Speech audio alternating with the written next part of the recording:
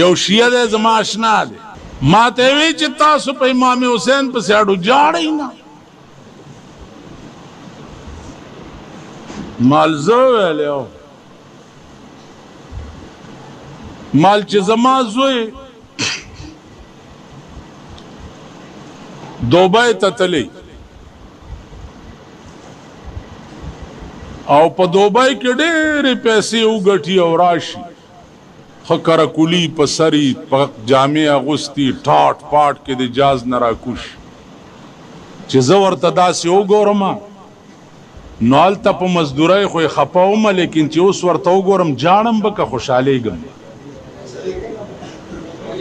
نه سم ووایي ولې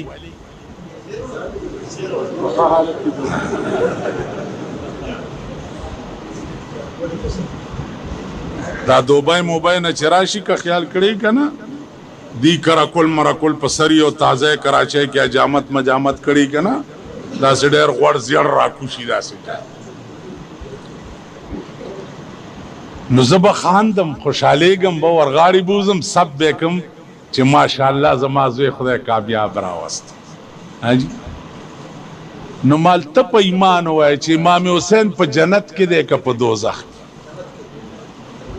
ټول ووایو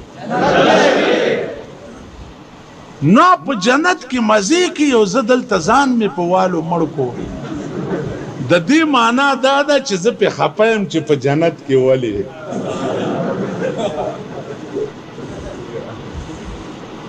پیغمبر ویلی دی سیدہ شباب اہل الجنہ سیدہ شباب اہل الجنہ اے مسلمان قوم امام حسن و حسین با پا جنت کی د جنت د نوجوانانو سرداران وی بیات سوئی ان فی الجنت نهرا من لبن ان فی الجنت نهرا من لبن